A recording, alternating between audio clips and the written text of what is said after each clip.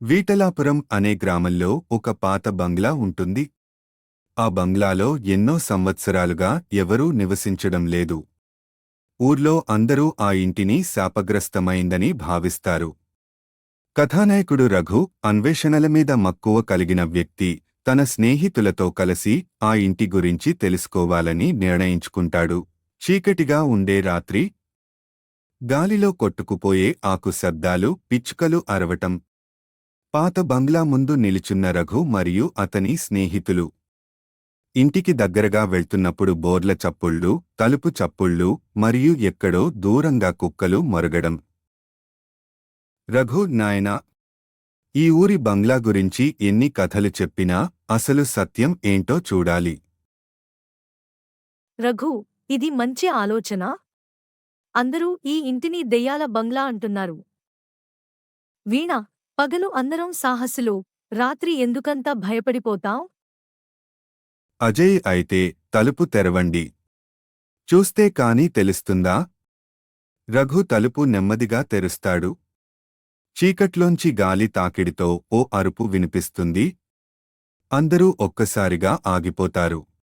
బంగ్లాలో అడుగుపెట్టిన రఘు మరియు అతని స్నేహితులు అక్కడ కమ్ముకున్న చీకటి, పాత వస్తువులు, రక్తపు మరకలతో ఉన్న గదులు. రఘు తన స్నేహితులతో ఆ ఇంటి లోపలికి వెళ్ళినప్పుడు కొన్ని రహస్య జాడలు కనిపిస్తాయి. పాత ఫోటోలు, రక్తపు మరకలతో నిండిన మాయపత్రాలు, ఓ సాధువు దైవశక్తుల గురించి రాసిన పుస్తకం.